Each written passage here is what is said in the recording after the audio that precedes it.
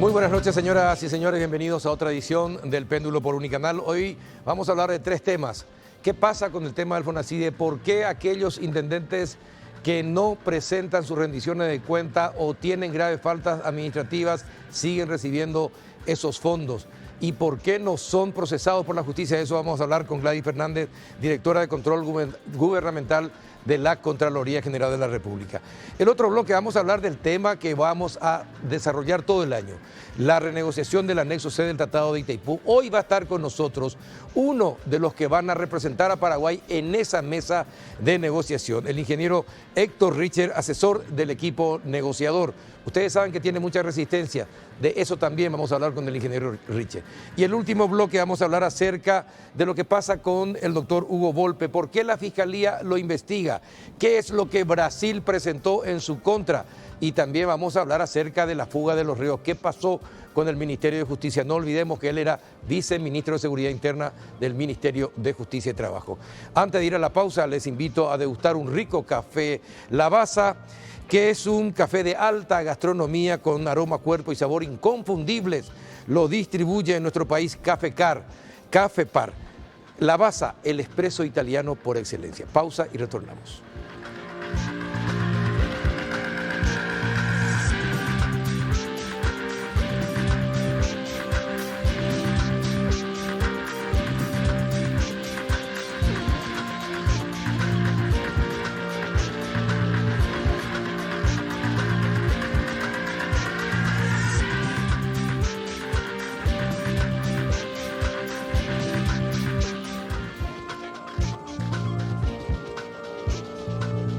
¿Qué tal, doña Gladys Fernández? ¿Cómo anda? Buenas noches, don Carlos. Gracias por la invitación. Bueno, todos los años, en esta época siempre usted viene al péndulo desde hace por lo menos 6 años. Y mientras estaba en la Contraloría, ¿no? Siempre la traíamos. ¿Qué es lo que pasa con los intendentes y gobernadores? ¿Por qué no rinden cuentas? ¿Por qué rinden mal y no pasa nada con ellos? No se los castiga como debería ser. Y bueno, Carlos, el primer informe que emitió la Contraloría en el año 2013, o sobre el ejercicio fiscal 2013, ya sentó una posición institucional que había que realizar ajuste a la ley. A la ley, sí. Hasta hoy día, los intendentes que no rinden cuenta, no pasa prácticamente nada porque pasa el tiempo, vienen a rendir cuenta. Presentan cualquier otro tipo de informes y después vuelven a recibir los mismos fondos. Y ahí se les habilita, o sea que nuevamente se les habilita. Entonces no hay creo que de alguna manera se tiene que realizar una modificación a la ley en el sentido de que el municipio que no rinde cuenta en el tiempo establecido no debe recibir por lo menos por ese periodo. Pero por otro lado también eso sería castigar un poco a los beneficiarios, exactamente. Decíamos el otro día, y creo que es algo muy, muy importante, que especialmente el tema del almuerzo escolar. El almuerzo escolar que reciben los niños de estos fondos sería como una afrenta a los derechos humanos dejarle a esos niños sin ese alimento. Sí. O sea, esa es la razón, creo que por lo que el Ministerio de Hacienda, una vez que ellos rinden cuenta o presentan cualquier documento, o presentan los documentos en la Contraloría, porque lógicamente la presentación de esos documentos que se hace a primera instancia no tiene ya les habilita, la simple presentación de documentos ya les habilita para que ellos puedan recibir los fondos del año siguiente. La presentación de esos documentos en tiempo y forma hace que la Contraloría le dé una constancia en el sentido de que presentó la rendición. De que presentaron, no de que se analizó, no de que se analizó, solamente de que presentaron. Solo que se presentó esa rendición de cuenta, eso luego es analizado ya sea en la oficina, en gabinete, como nosotros decimos, o a través de una fiscalización especial inmediata. En este momento nosotros estamos abocados a elaborar el informe que la Contraloría va a presentar en el mes de marzo. Por lo menos ya tenemos como 60 rendiciones de cuenta que se va a incluir en ese informe. Es el deseo del Contralor que se pueda aumentar esa cantidad, pero por lo menos 60... ¿60 de cuánto? De 2,55. De 2,55. Sí. El otro informe que tiene que presentar la Contraloría es en el mes de septiembre, o sea que vamos a ir aumentando esa cantidad. Ya en el septiembre pasado hemos presentado informes sobre 76 municipios y incluía también creo que 3 o 4 gobernaciones. Y bueno, la idea es que 60 es lo que ya estamos en condiciones de decir que vamos a informar en el mes de marzo, el 30 de marzo, que es la fecha. ¿Y qué pasa si encuentran irregularidades en su rendición de cuentas? Pero antes de eso, la Contraloría tiene la capacidad de supervisar y controlar si efectivamente todo lo que dicen los informes está en la realidad. Y 255 municipios de cada cuatrimestre es muy difícil. O sea, que es limitado los recursos con que cuenta la Contraloría. No puede hacer la Contraloría. El 100% no. No. El 100%. Nosotros tenemos procedimientos que aplicamos, tenemos indicadores para evaluar las rendiciones de cuenta o para evaluar aquellas instituciones que ameritan una evaluación inmediata. Tenemos, ¿Y cómo deciden cuál tiene que tener una evaluación inmediata y cuál no?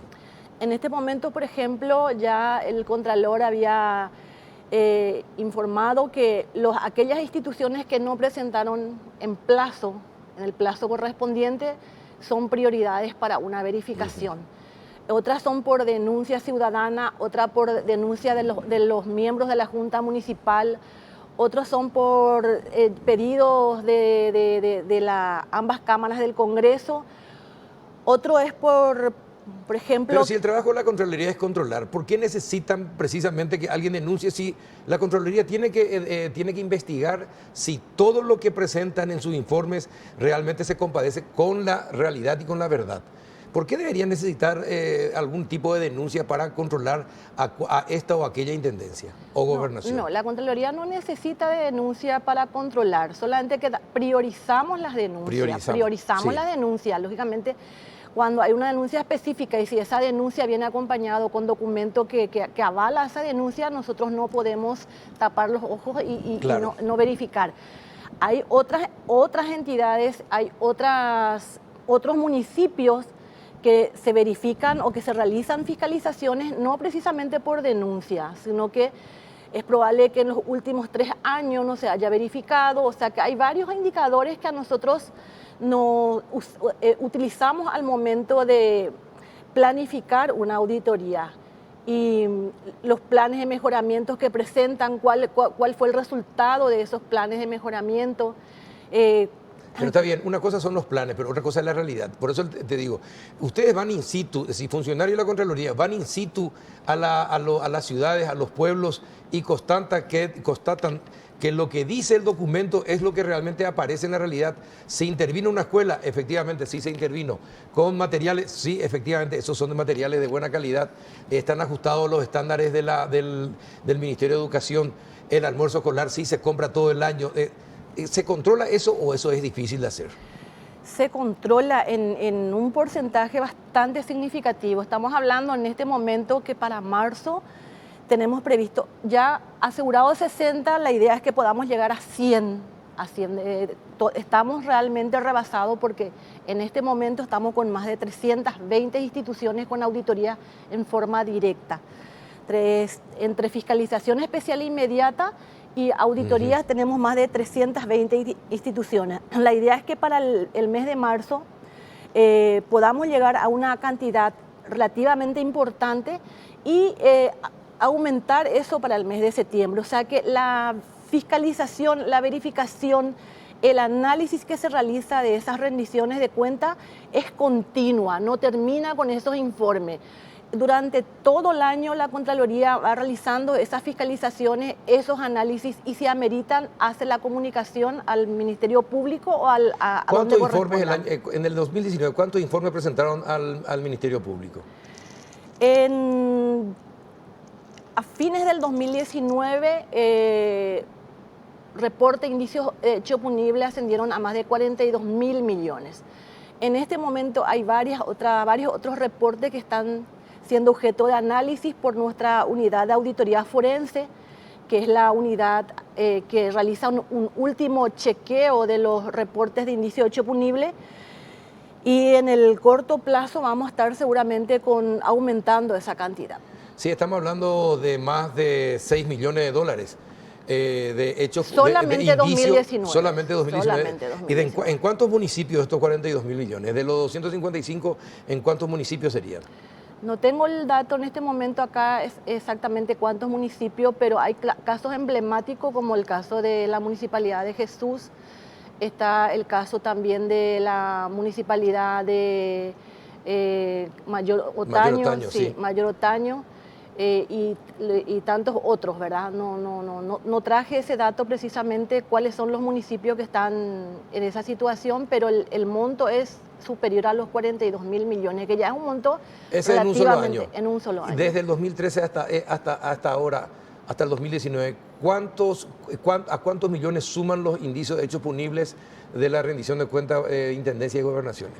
Bueno, aproximadamente. Bueno, el último informe que nosotros reportamos en el mes de septiembre incluía justamente esa información.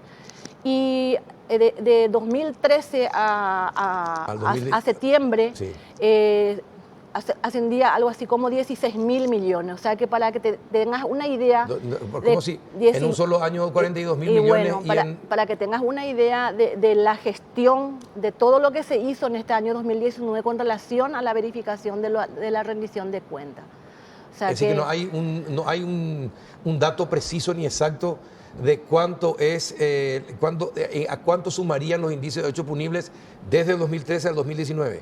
Desde el 2013 y bueno, tendrías que sumar prácticamente los 42 mil millones más a esos 16 mil millones. Sería casi 60 mil millones de guaraníes. Sí.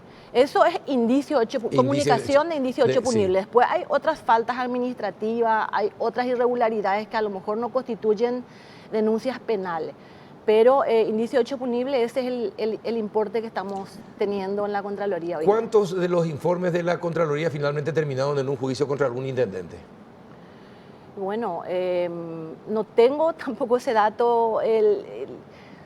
Los datos que tenemos en este momento, creo que está el de la Intendencia Lambaré, el anterior. Sí. Algo de Arroyos Esteros.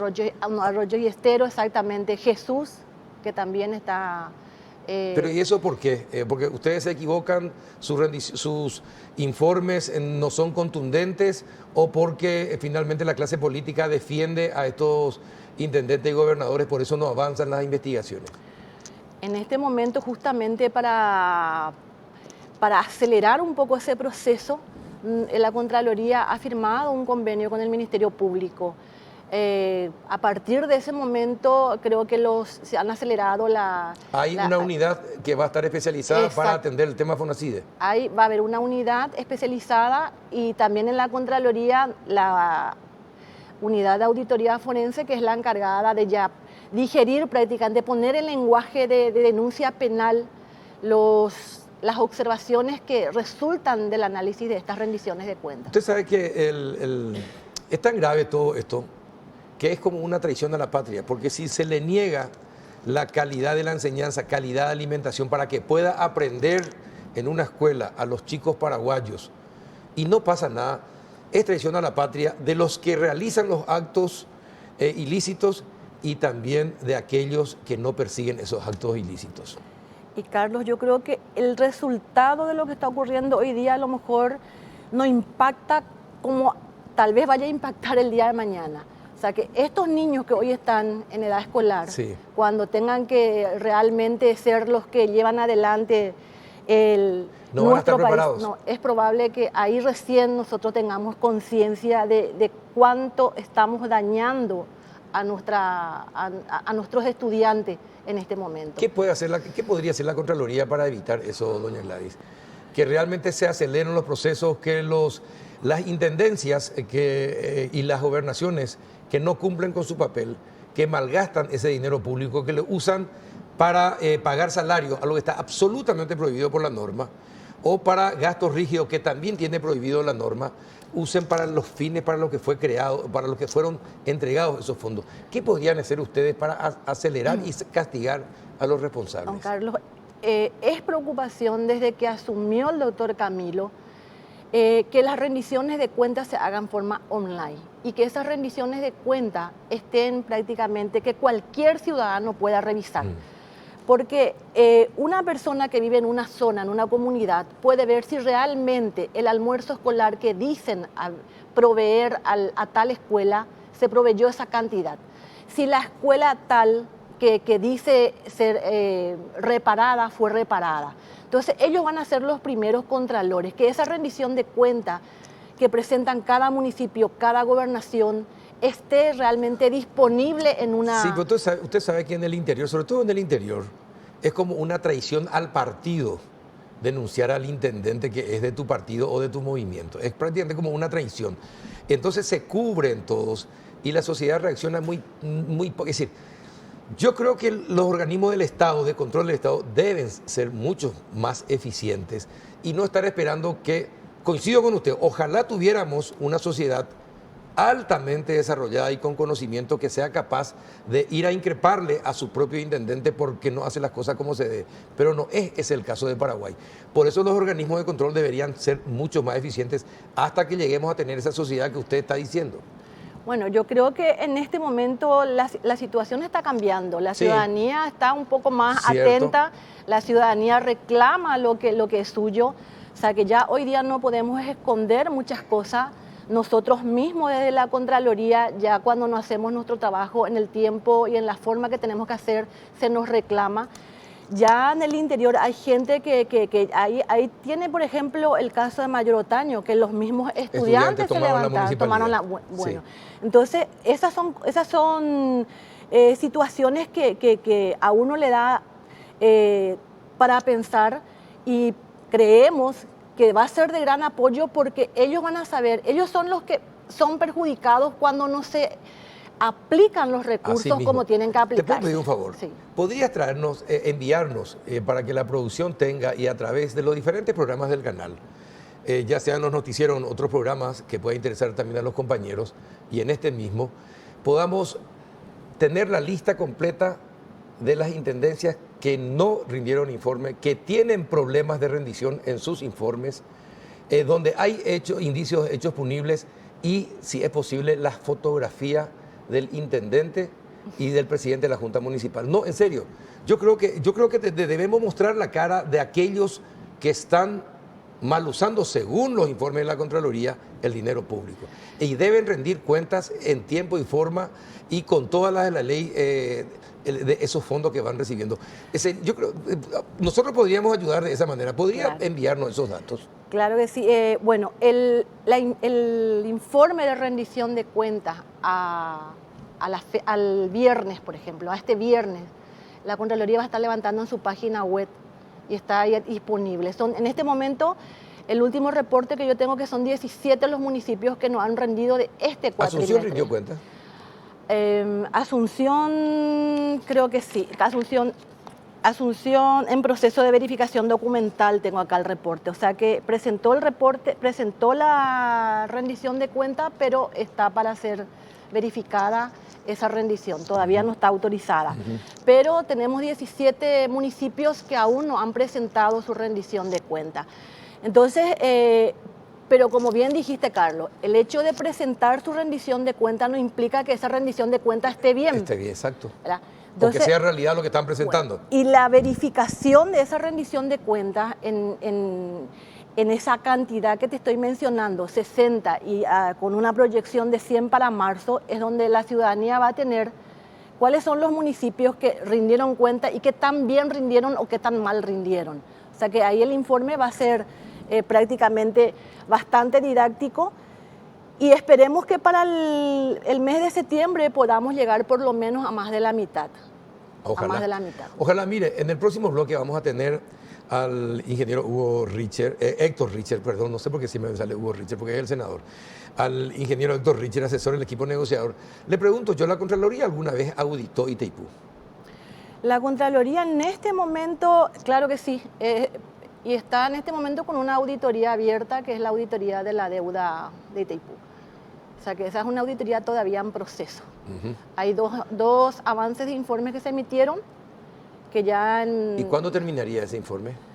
Y bueno, ese informe ya no depende prácticamente de la Contraloría, dependemos mucho de la provisión de documentos, de los documentos que hemos requerido a la Itaipú Binacional en su momento. Ajá. Porque usted sabe que es lo que se va a renegociar, es la tarifa con el anexo C, Sí. ¿verdad? Y bueno, ¿hay algún plazo para que se entregue ese informe? Ustedes le pueden decir a Itaipú, bueno, entreguen, no, le estamos pidiendo hace tiempo, ¿hay un plazo perentorio? Y estamos en este momento conversando con las autoridades de Itaipú, hay una predisposición de que se va a seguir ese trabajo, pero hasta el momento No pasaron los no documentos. estamos teniendo una respuesta favorable y dependemos de eso. Hay 2 informes que la Contraloría ya emitió sobre el tema de la deuda. Ojalá podamos emitir un tercer avance de informe y así el día de mañana poder culminar ese trabajo. Pero sí hemos hecho varios trabajos en la Itaipú en años anteriores. Perfecto. Doña Gladys, muchísimas gracias por tu tiempo. Gracias a usted. A la vuelta de la pausa con el ingeniero Héctor Richter, vamos a hablar sobre la renegociación del anexo C. ¿En qué consiste efectivamente esa negociación? ¿Qué es lo que se tiene que discutir y negociar? Ya volvemos.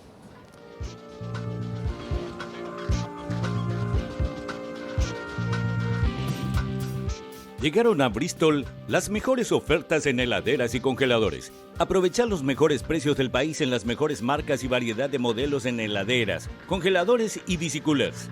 Y como si fuera poco, todo lo que compres lo llevas sin entrega inicial.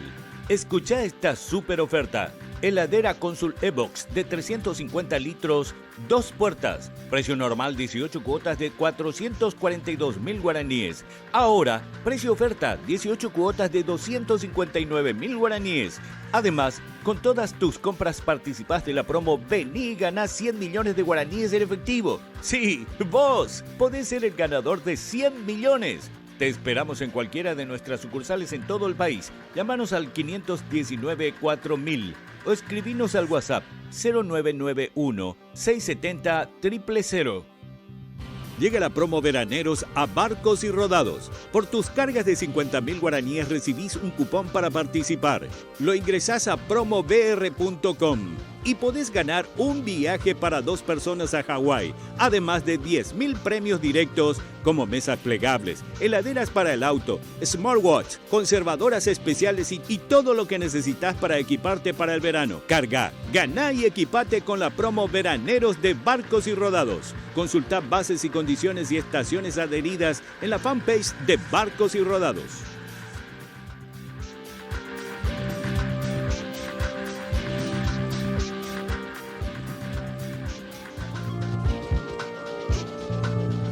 ¿Qué tal? Buenas noches, ingeniero Héctor Richter, ¿cómo anda? Buenas noches, Carlos. Buenas noches a la amable teleaudiencia. Gracias por aceptar la invitación.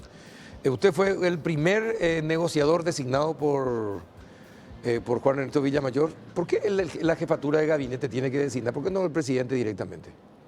Bueno, eso no lo podría decir yo porque hubo un decreto del Poder Ejecutivo y en ese decreto fue establecido de que el equipo negociador, que es lo que instituía ese decreto, estaría integrado por 4 representantes de 4 entidades. Una de ellas el Gabinete Civil, otro por el Ministerio de Obras Si es el Públicas. Gabinete Civil, se supone que usted es el representante del Ejecutivo, ¿no? Es decir, No, de la Presidencia de la República. Del Gabinete Civil, que es la Secretaría General del Presidente de la República. Y otro, entonces, uno de civil, otro el MOPC y otro ya es el propio ministro. el ministro, el otro es el representante del Ministerio de Relaciones Exteriores. Que falta por designar, ¿no? Que falta por designar. Y luego el cuarto, que es el presidente de la ANDE, que ya está también fue designado. Ya están 3 de los 4 que tienen 3 de los 4. Y por encima de este grupo negociador, de este equipo negociador, que serían los asesores principales del negociador principal, que sería el canciller nacional, ya que de acuerdo a la Constitución a él le corresponde la gestión y la dirección de los asuntos Pero exteriores. finalmente no es el presidente. Finalmente, cuando ya ustedes, los negociadores, discutieron todo y a lo mejor hay problemas, no son los presidentes los que definen. Todo va a depender del manejo que se le dé. Aquí realmente Hay todo un gran equipo que está instrumentado para todo esto. Es decir, por un lado está el equipo negociador, estos 4 asesores principales, directos del negociador principal. Hay otro grupo de aproximadamente 30 personas, que es una comisión asesora que ya está funcionando desde septiembre del año pasado, está con la Cancillería, que está integrado por connotadas personas del ámbito social, político, económico, gremial, que está justamente para eso, para asesorar y recomendar una serie de líneas de acción al gobierno. Pero además de todo esto, hay unos grupos de trabajo que también fueron constituidos por el decreto presidencial reciente, un grupo de trabajo técnico, otro comercial, otro económico y otro jurídico, que estará integrado por especialistas de las instituciones oficiales que estarán relacionadas con estas negociaciones.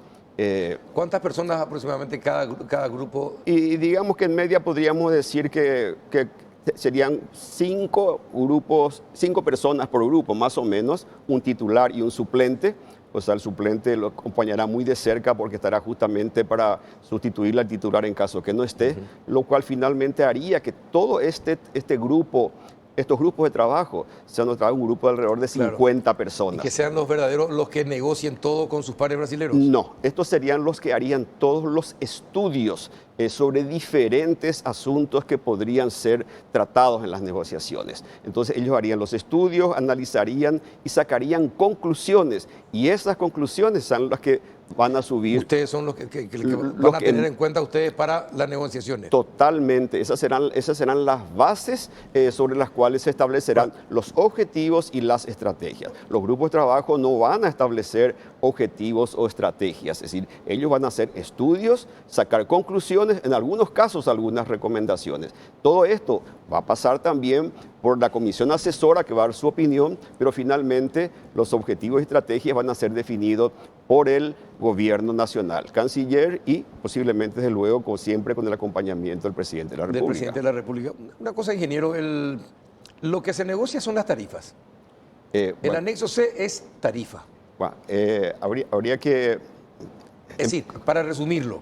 Perfecto, habría que, como se dice, empecemos por el principio. El Tratado de Itaipú está integrado básicamente por unas normas que están en el cuerpo principal del instrumento. Y contiene 3 anexos. El anexo A, que eso es el estatuto de la entidad. Sí. El anexo B, que son la descripción de las obras del emprendimiento. Y el anexo C, que son las bases financieras, en otras palabras, cómo se calcula la tarifa y las regalías del Paraguay. Se les llamó anexo porque son más extensos, entonces son capítulos separados, pero forman parte del tratado. También forman parte del tratado, ahora, del tratado las notas reversales, que son instrumentos diplomáticos que se firmaron con el correr de los años, por los cuales se modificaron, se ajustaron, se complementó el tratado de Itaipú. Entonces, el mismo día que se firmó el tratado ya había notas reversales firmadas y estas notas reversales siguen todas las normas rígidas de aprobación parlamentaria que se requiere del país. Entonces el conjunto de las normas básicas, los anexos y las reversales, el conjunto es el tratado de Itaipú. ¿Qué es lo que en este caso se va a negociar? Es el anexo C.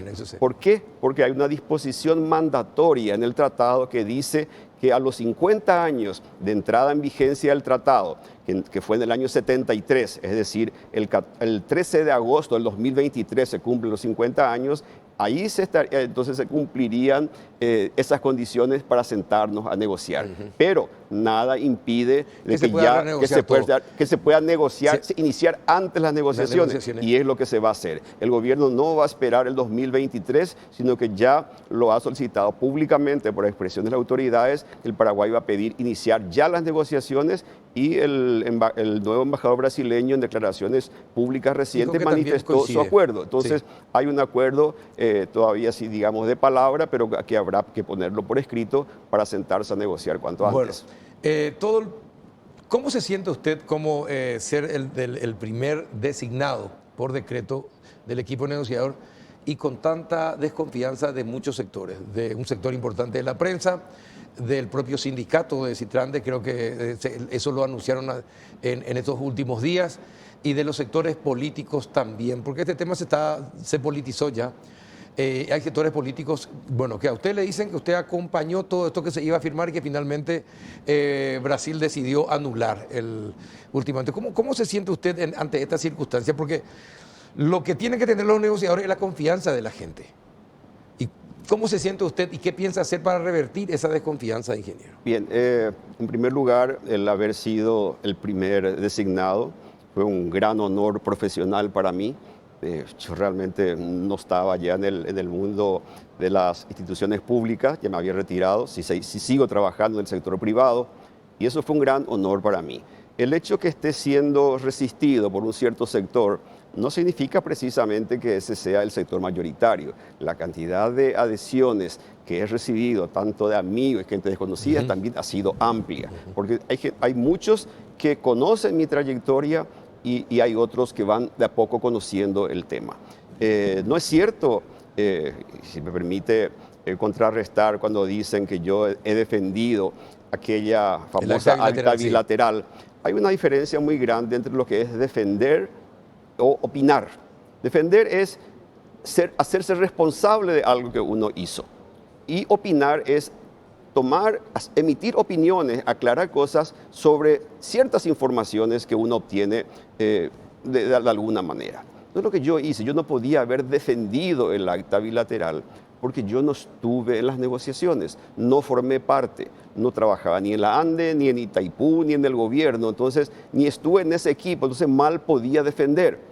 ¿Qué es lo que yo hice? Cuando me pidieron una opinión, di una opinión técnica sobre lo que yo consideraba que a la luz de todo lo que todos conocíamos, entonces eso fue lo que yo hice. Ahora, claro, la gente cree que usted acompañó la posición brasileña cuando Bolsonaro dijo, bueno, tienen que poner también cuánto es la contratación de potencia que van a hacer los siguientes años y no dejarse. Y por eso que el propio presidente después nos trató de peajeros y compañía, ¿verdad? Usando un término que en el presidente no correspondía, pero en fin, eso ya ocurrió. Pero la gente cree que usted apoyó esa tesis del Brasil en el sentido de que sí, efectivamente correspondía que se diga cuánta es la potencia que año a año se iba a contratar. No, yo nunca he apoyado, lo que digo, vuelvo a decir, una opinión sobre lo que yo consideraba que representaban los resultados que aparecían en ese momento. Y nada más que eso. Lo que pasa que en este país, si es que cuando a alguien se le pide una opinión, si esa opinión no está acorde con lo que el entrevistador quiere, del entrevistador del tipo que sea, pues entonces esta persona no está en nuestra línea y está a favor o en contra del otro. Entonces, lo que tenemos que aprender es... Hay medios que tienen líneas ya definidas sobre el tema. Hay medios que tienen líneas definidas. Entonces, lo que tenemos que aprender es a convivir en el disenso. Es decir, el día que aprendamos a escuchar opiniones de técnicos y distintos técnicos, no hace falta creerles precisamente, pero tomemos las opiniones, saquemos nuestras propias conclusiones y aprendamos a convivir en el disenso. Perfecto. Nada más que eso. ¿Qué es lo que tenemos que negociar? ¿La tarifa se va a reducir? ¿Va a tener que bajar? No. En primer lugar, no es solamente tarifa. El anexo C, que es lo único que está en la mesa oficial de las negociaciones, en primer lugar, el producto principal del anexo C es de la tarifa y las regalías. Pero en el anexo C tiene una serie de componentes, definiciones, condiciones del suministro que tienen que ser totalmente revisadas. Tienen que ser revisadas para ver si siguen tan válidas y vigentes hasta este momento o si llegó la hora de hacer algún cambio. Entonces, hay ventajas que podemos quitar como Paraguay, revisando esos componentes del anexo C, pero inclusive incorporando otros componentes que hoy en día no están en el anexo C. O sea que el trabajo es inmenso. Quien opine que es tarifa solamente está muy equivocado. El tema es bien complejo por algo que se constituyeron estos 4 grupos de trabajo, porque todos ellos van a trabajar justamente sobre los efectos que significa tocar cada uno en el anexo C. Ingeniero, el Paraguay no va a poder usar... ¿Cuánto hoy día, pero efectivamente, cuánto es lo que hoy Paraguay usa de la energía que produce Itaipú? Efectivamente, es decir, ¿qué porcentaje hoy en el 2020 estamos usando? El tema es que aquí hay varias cosas que mirar, Carlos. En primer lugar, hay un valor de potencia que la ANDE contrata. Sí, que contrata, sí. Hay otra parte que ANDE no contrata y espera que ocurra, que son las excedentes de potencia, para que cuando eso ocurra la ANDE tome. Y hay otra parte que también la ANDE que recurre, que es un auxilio de potencia de Electrobras. En otras palabras, la ANDE está tomando de Itaipú mucho más potencia de lo que contrata. Si querés un dato preciso, alrededor del 50% de las necesidades que ANDE trae de Itaipú, la ANDE tiene garantizada. Y un 50% está recurriendo a lo que pueda ocurrir. Y realmente no es la forma de trabajar. En cualquier país del mundo, cualquier sistema eléctrico tiene que garantizar el suministro de potencia y energía a todos sus usuarios. En este caso, la ANDE se ve obligada por reducir la erogación por compra de energía, por compra de potencia de Itaipú, justamente a correr este riesgo. Solamente alrededor del 50% los 2 últimos años, y creo que este año es 47%. Sí, eso sí. es muy delicado. Entonces se le obliga a la ANDE, no hay que sacar en defensa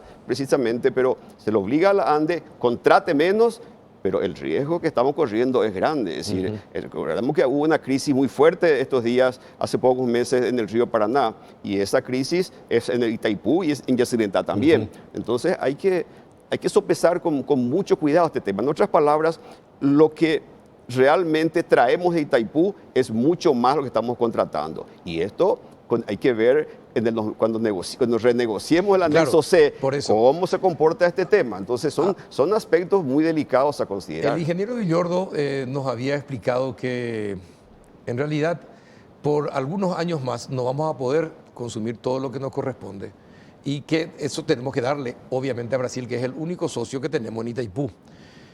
Cuando en el 2023 eso ya podamos usar, es decir, decidir nosotros por ese 50% de lo que de la energía que produce o la potencia que produce Itaipú, y ya nos corresponde a nosotros. Y si nosotros no podemos, no estamos capacitados para usarlo en nuestro país, porque no tenemos las condiciones para el efecto, ¿qué es lo que nos conviene entonces? Brasil va a bajar el costo de la energía. Brasil va a ser el único país a quien le podamos vender la energía de Itaipú. Va a ser el único, por obvias razones. Ellos pueden decidir a qué precio quieren comprar. Y como la tarifa ya va a bajar en el 2023, ¿qué es lo que nos conviene? Venderle por ciertos años más a Brasil mientras hacemos toda la infraestructura para que las industrias puedan venir a sentarse, darles también ventaja a esa industria y compañía, o decididamente somos más proclives a aceptar esa otra condición, que es que Brasil te ponga el precio. Entonces, ¿qué es lo que nos conviene y para dónde tenemos que apuntar? Ok, la posibilidad de venta a terceros países, es decir, eliminar la cláusula del contrato, que es el artículo 13 del tratado, que obliga a que Brasil compre toda la energía que Paraguay no utilice, modificar esa cláusula es realmente renegociar el tratado. Entonces, eso no está en la mesa negociativa actualmente. Perfecto. O sea que para ir a eso, el Paraguay tiene que plantearlo. Eliminamos entonces. Solamente a Brasil le vamos a poder vender.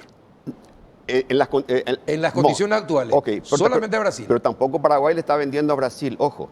No, pero le vamos a vender. No, cuando dispongamos nosotros del 50% o no. Es que no es precisamente en el 2023 que vamos a disponer del 50%. Hoy en día ya tenemos nosotros el 50%. Podemos disponer, pero aquí no lo utilizamos porque no tenemos capacidad de consumo, ¿ok? Entonces hasta este momento la parte que no consumimos se le cede al Brasil. Quien le vende a Electrobras Brasil y a ANDE Paraguay es Itaipú. Entonces, por la energía, le venden al mismo precio. Sí, pero estamos hablando de lo que nos corresponde. Ok, entonces, por lo que nos corresponde, sí. Electrobras paga lo mismo a Itaipú, sí, y además paga un plus, que es la famosa compensación que se le adiciona a la tarifa. Ok, eso es una regla del anexo C que tiene que ser tratado. Lo que estás planteando vos, que lo que es la libre disponibilidad, que es modificar el tratado, para que podamos venderle a otros países. Imposible. Okay, eso es imposible por el momento. Inclusive que nosotros podamos venderle al propio Brasil. Sí. Tampoco lo permite el tratado, porque sí, la cláusula, el artículo 13 no lo permite. Entonces, si el Paraguay llega de alguna manera, analizamos si es factible, si es conveniente, si va a ser un buen negocio, pues Paraguay puede perfectamente plantearlo. ¿Cómo sería un buen negocio para Paraguay? Si los resultados... Teniendo en cuenta hoy la situación actual, ¿cómo sería un buen negocio? Por ejemplo, pongo un ejemplo, una ejemplo hipótesis, sencillo, sí. una hipótesis sencilla. Hacienda, Ministerio de Hacienda, recibe anualmente alrededor de 350 millones de dólares libres por la cesión de energía que estamos en Paraguay.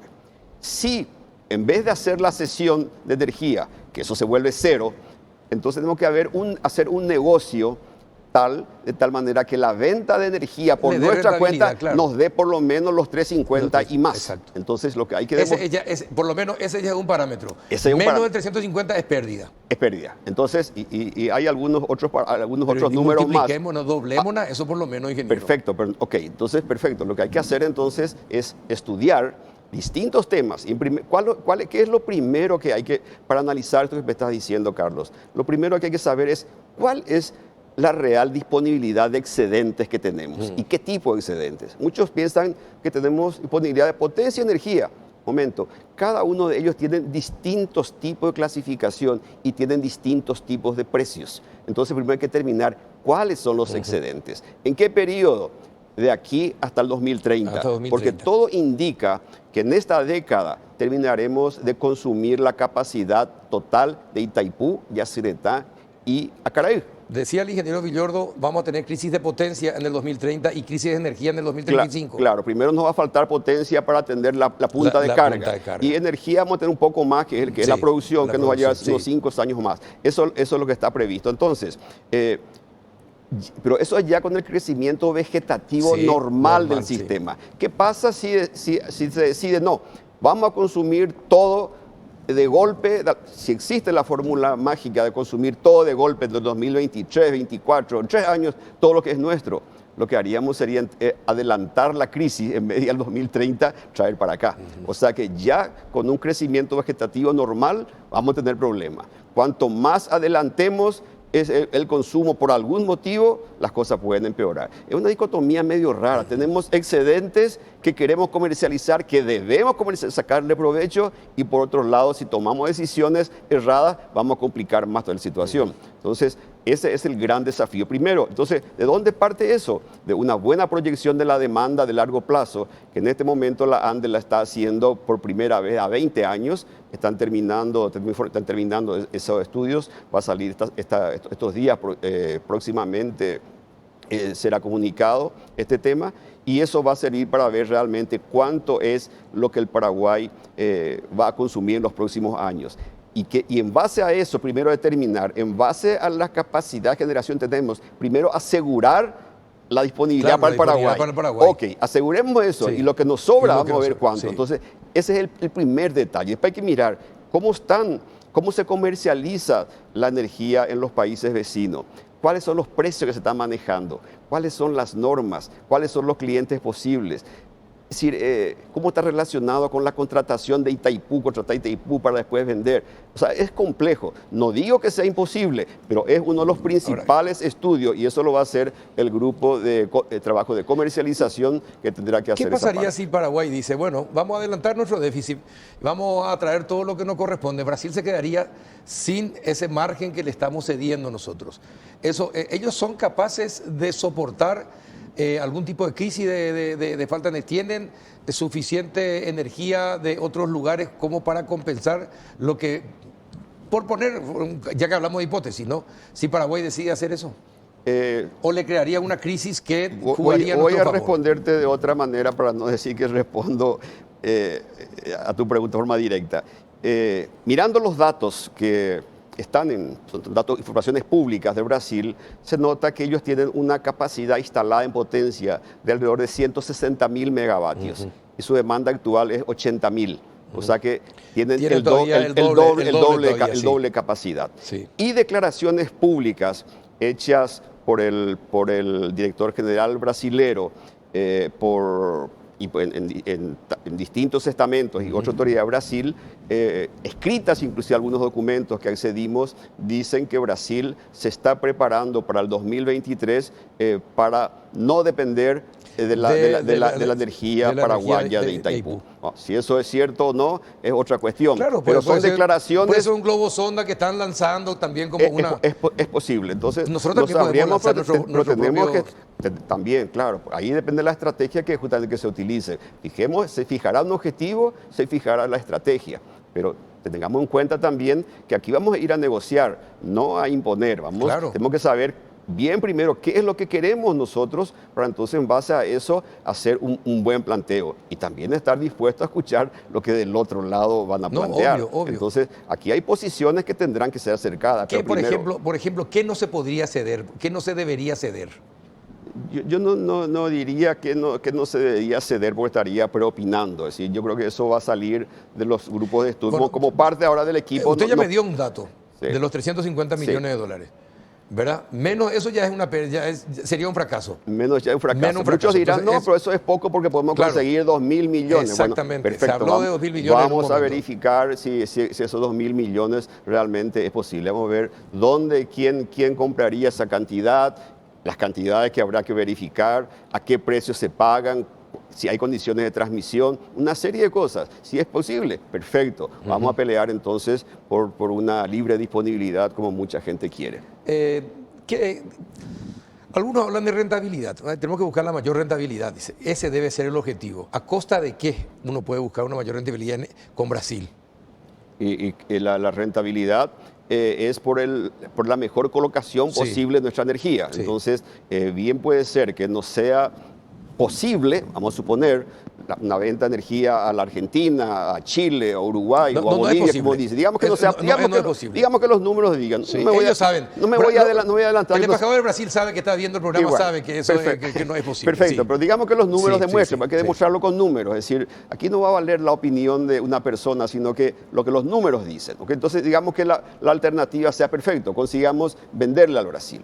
Pero ojo, es decir, hoy en día el Tratado de Itaipú fija un precio de tratado el cual el Brasil está obligado a comprar a los precios fijados por el tratado. Un precio que es fijado por el costo y no siempre el costo es lo más eficiente. Sí. Ahora, Brasil se está moviendo, hoy en día ya ha abandonado el término de la fijación de los precios por el costo, sino que por la energía, es decir, por la competitividad de las empresas en vender al menor costo posible. Por eso es que ellos venden, hacen remates de su energía, remates, subasta a la baja, entonces tienen precios sumamente bajos. Entonces, eso es lo que va a demostrar, en otras palabras, entonces, que hay que ver si Paraguay tendrá condiciones de ir a imponer un precio, que es lo que algunos dicen, precio justo, que es el famoso precio justo. Algunos dicen el precio justo es lo que nosotros queremos que nos pague por nuestra energía, pero precio justo también puede ser el precio que el mercado está dispuesto a pagar. El problema es que todo esto nos ata por lo menos hasta el 2030 todavía directamente con Brasil.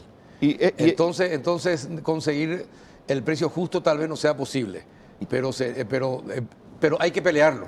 Desde luego, el precio justo es aquel que el mercado está dispuesto a pagar y puede ser que no sea el que estamos queriendo, precisamente. Entonces, esos son los números de los estudios que hay que hacer. Entonces, hay que ayudarle con informes técnicos y económicos al gobierno. Señores, esta es la situación. Estos son los números que dicen si este negocio es posible o no y cuál es mal. Eso es lo que se va a hacer. Y esto será, Carlos, si me permitís, por favor, una participación muy amplia. Como te dije, son 50 personas el grupo de trabajo, 30 la comisión asesora. Estamos hablando entre 80 y 100 personas que demuestran que esto no se va a cocinar por la opinión de una persona. Esto va a ser una participación amplia de las instituciones donde van a haber estudios que van a respaldar.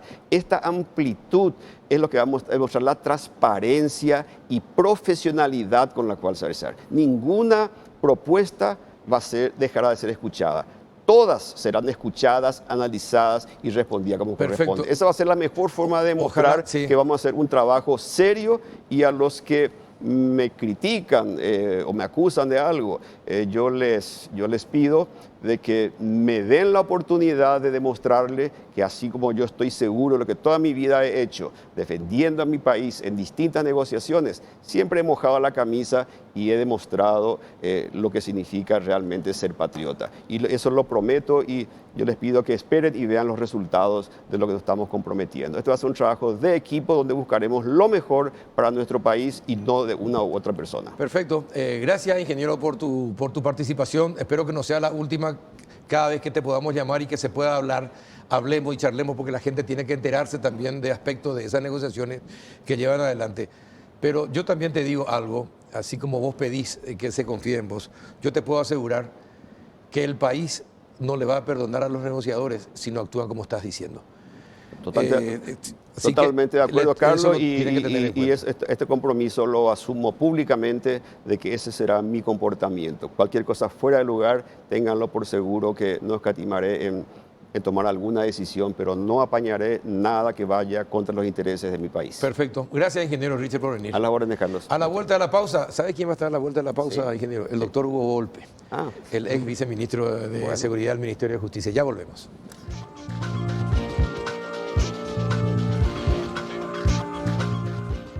Llegaron a Bristol las mejores ofertas en heladeras y congeladores. Aprovecha los mejores precios del país en las mejores marcas y variedad de modelos en heladeras, congeladores y bicicoolers. Y como si fuera poco, todo lo que compres lo llevas sin entrega inicial. Escucha esta súper oferta.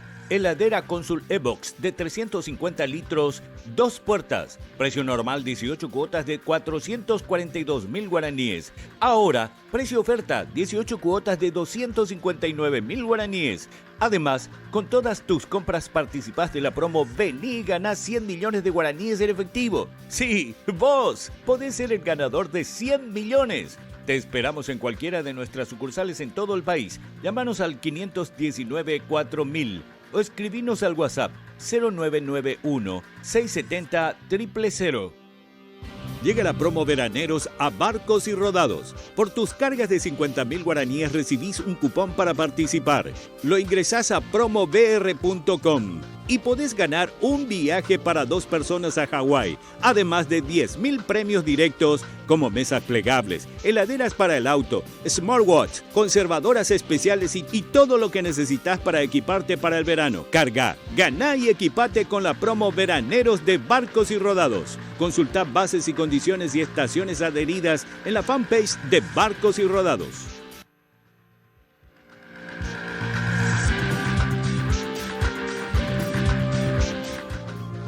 ¿Qué tal, doctor Hugo Volpe? Buenas noches, ¿cómo está? Muy buenas noches, Carlos. Un saludo especial para la audiencia. Gracias por estar acá. Pero, ¿qué pasó contigo? ¿Por qué te investigaron? ¿Qué pasó con el bolígrafo azul? ¿Recibiste el bolígrafo? ¿Te quedaste con el bolígrafo? ¿Destruiste? ¿Qué pasó? Carlos, hoy estuve en varios programas y te puedo explicar de un comienzo cómo sucedieron los hechos. En el mes de enero o febrero del 2018 se abre una causa por abuso de documento de identidad contra Minotauro. ¿Por qué abuso? ¿Minotauro quién es? Minotauro era considerado en su momento el jefe máximo del PCC en frontera y él mismo uno de los potenciales líderes y que peleaba el liderazgo de la frontera. Teniendo en cuenta la alta peligrosidad del mismo, ellos intentan la puja con Galam, era para los organismos de seguridad uno de los de alta peligrosidad, entonces buscamos una calificación baja, que era por la identidad falsa que él usaba en nuestro país, para poder localizarlo, capturarlo y lograr una inmediata expulsión y evitar someterlo al sistema penitenciario de nuestro país. Se realizaron varios allanamientos, todos ellos infructuosos, no pudimos localizarlo y la causa queda abierta.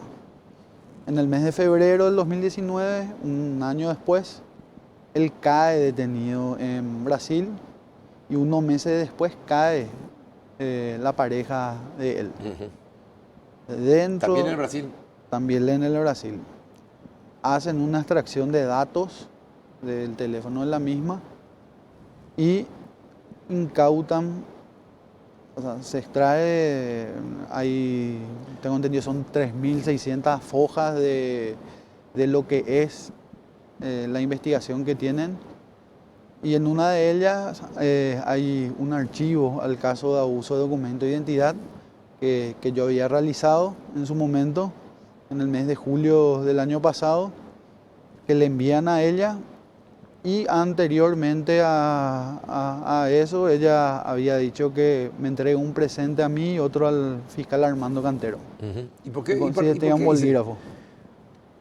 No sabría decirte en agradecimiento. ¿De qué? Y ¿Por qué tendría que agradecerte? Lo del archivo fue una decisión que yo había consultado con mis superiores. ¿Por qué archivar el caso Carlos? Eso creo que es importante aclarar. El archivo es o si no es la única resolución que un fiscal puede tomar sin que sea definitiva. Si le dábamos un criterio de oportunidad, que se puede volver a abrir una en cualquier causa. momento. Sí. Si vos archivas, puedes reabrir en cualquier momento. Puede no ser la salida más elegante, pero fue una estrategia procesal. ¿Por qué?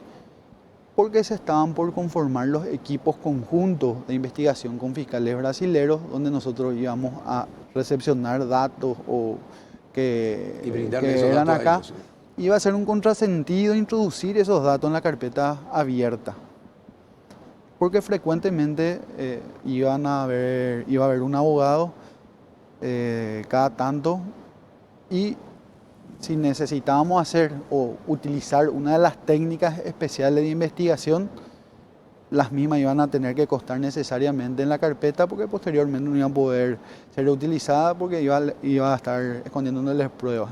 Es normal en la unidad de narcotráfico que vos inicies una investigación, cierre y vuelva a abrir. Ahora, ¿y el informe de Brasil es suficiente para abrirte una investigación? Yo considero que no, Carlos, ¿verdad? Porque primero lo dejan en la oficina sin que yo haya estado. El bolígrafo. Queda eso en la oficina. Pero empacatadito, así bien atadito, con regalo, como un regalo. Como un regalo, ¿verdad? Sí. Una caja pequeña, ¿verdad?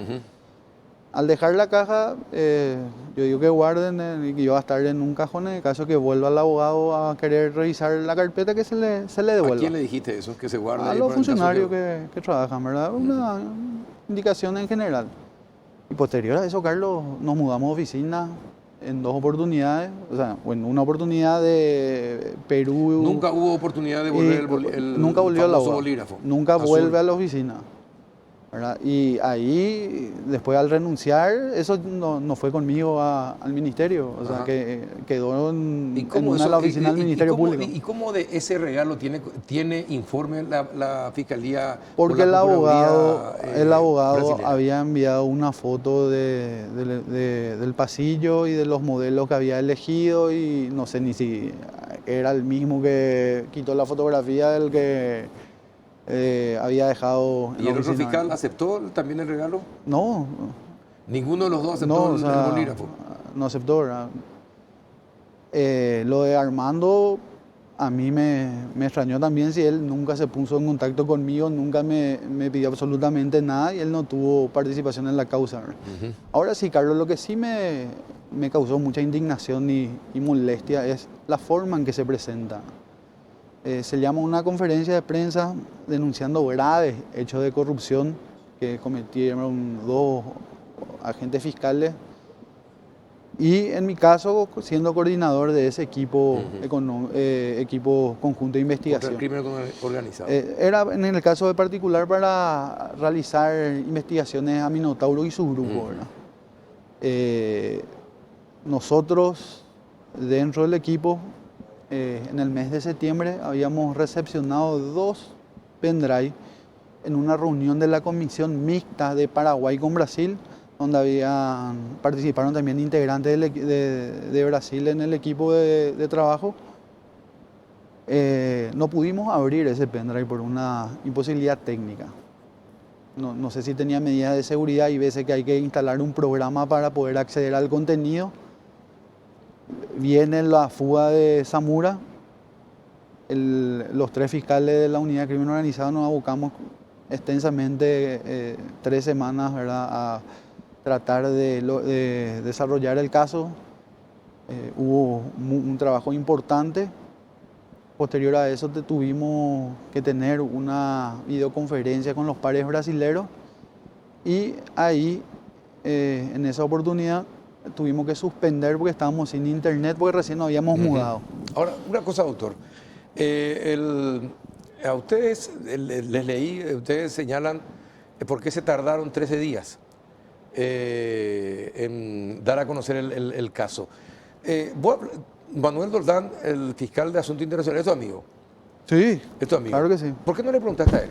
Porque nosotros hablamos con él y él nos explicó por qué se tardó él varios días, ¿verdad? Para investigar, que eran unos feriados, qué sé yo. Explicó, dio su explicación y dijo que no había motivos para iniciarte una investigación y que probablemente si te iniciaban ibas a salir indemne, pero al mismo tiempo que decía eso, él mismo recomendó que se te inicie una investigación. Si es tu amigo, ¿te explicó él por qué tardó tantos días con el documento? Porque ahí se contabilizan los 13 días prácticamente todos, ¿verdad? Claro. Es decir, y él es tu amigo. ¿Vos le preguntaste, Manuel, No, por qué tardaste 13 días? Traté de no mezclar con Manuel y pedirle a él ese tipo de explicaciones, ¿verdad? Yo entiendo lo que él dijo, que se había que abrir porque es una comunicación que se llega. Ahora, no es responsabilidad. Normalmente es así siempre. Sí, hay que abrir, hay que investigar. Una causa.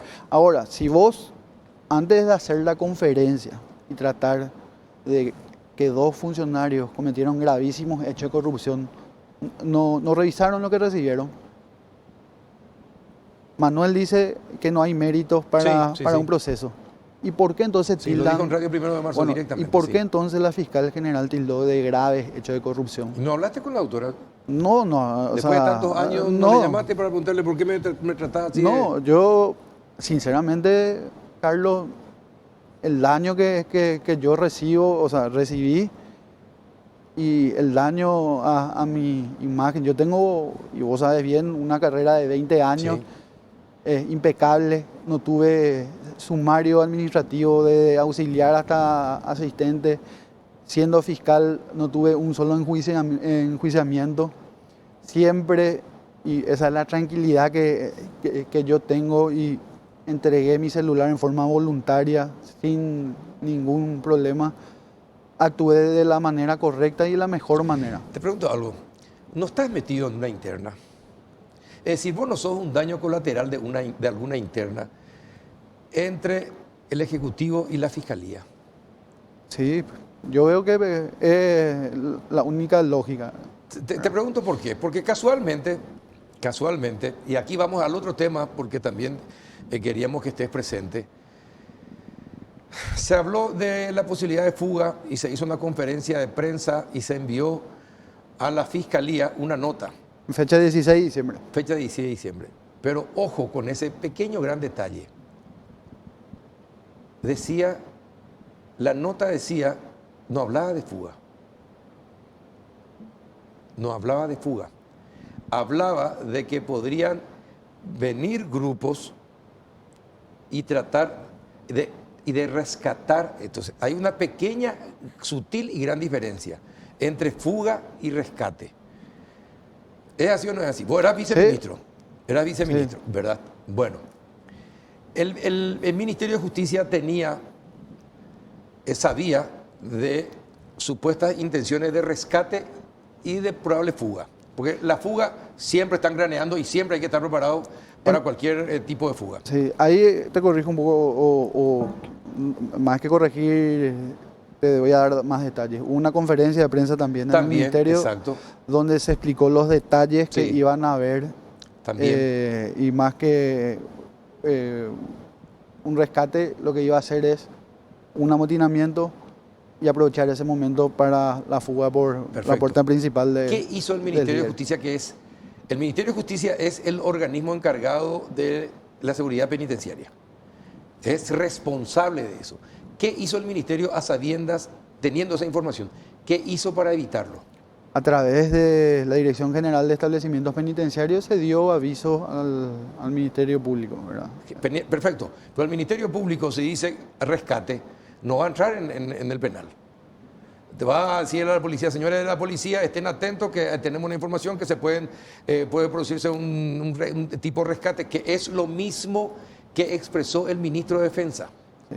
El ministro de Defensa Nacional dijo, nosotros no teníamos información, ayer me dijo, en Radio 1 de Marzo, nosotros no teníamos información de fuga, ni de construcción de túnel. Nosotros lo que teníamos era la información de que un grupo armado iba a intentar rescatar a esta gente.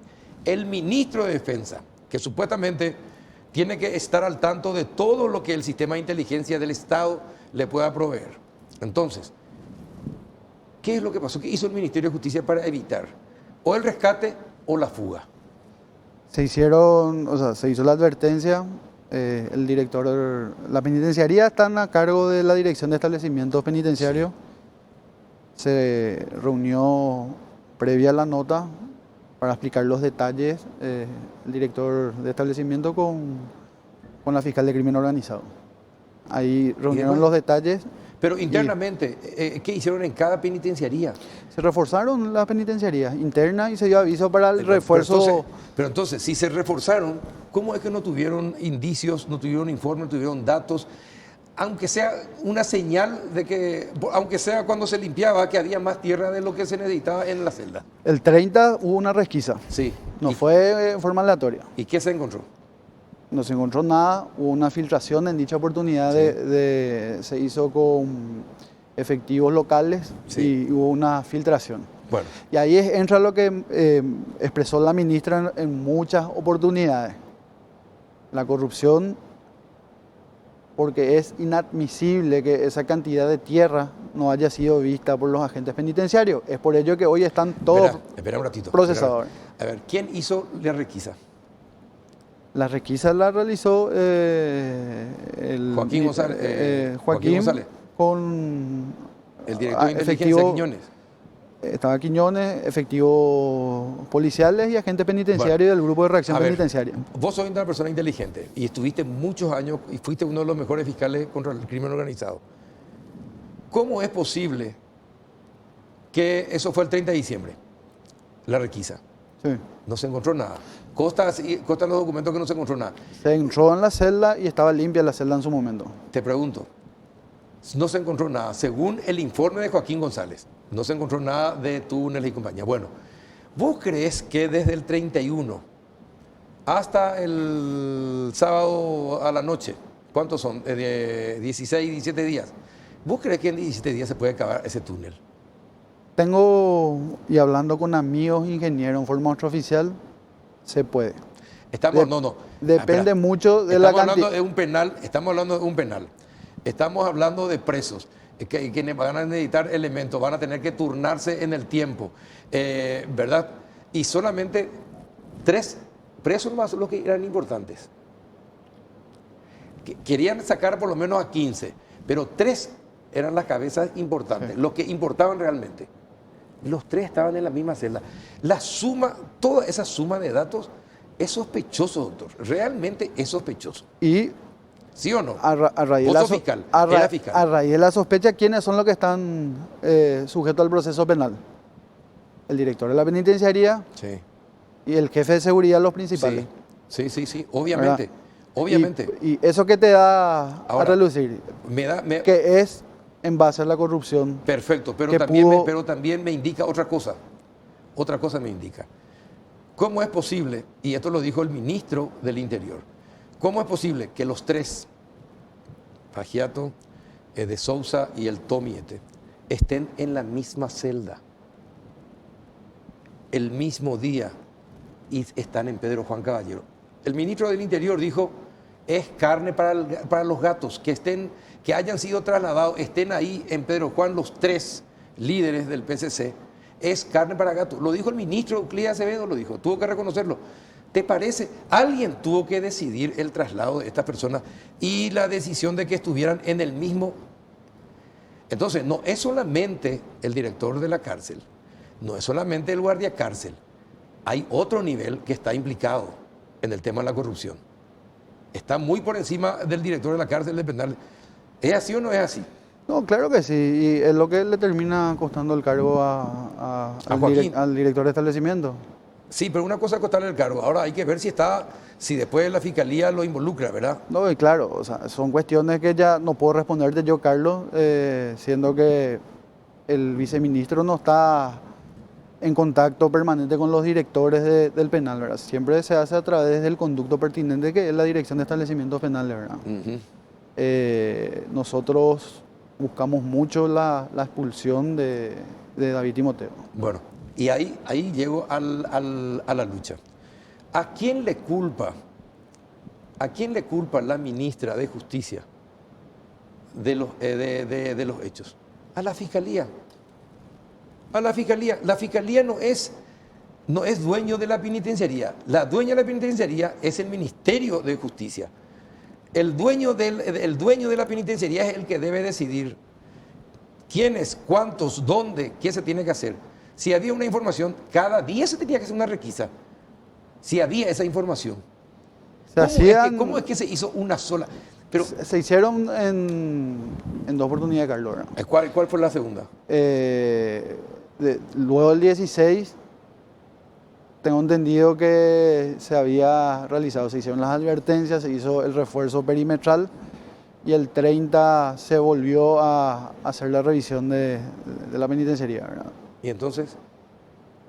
Se buscó, pues, había información que podía haber armas. ¿Qué te hace sospechar eso? No es la Fiscalía la responsable. La Fiscalía ahora, si la Fiscalía no castiga a los responsables, la Fiscalía va a ser la responsable. Pero en realidad el dueño de casa es el que tiene que cuidar la casa. ¿Verdad? No, claro, nadie, y en ningún momento en ese sentido, la ministra sacó la responsabilidad, ¿verdad? No, le culpó a la Fiscalía. Y ante los parlamentarios le culpó directamente a la Fiscalía. Bueno, son cuestiones, Carlos, que tenés que hablar obviamente, pero estoy dialogando con una persona experta en investigaciones. Yo no soy experto, estoy hablando de mi lógica nomás. Pero vos sos un experto y veo que asentí, así que no estoy tan errado entonces en la apreciación. Por supuesto, ¿verdad?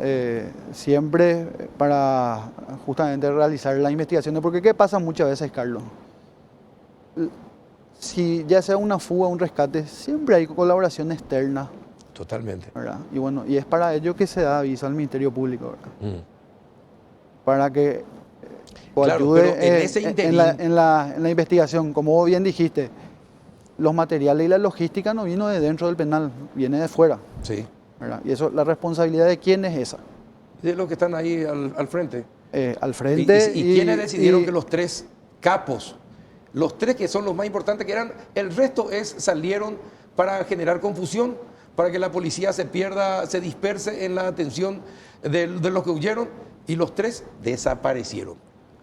¿Verdad? Sí. Entonces, bueno, eso es lo que le importaba al PCC. El resto es distracción.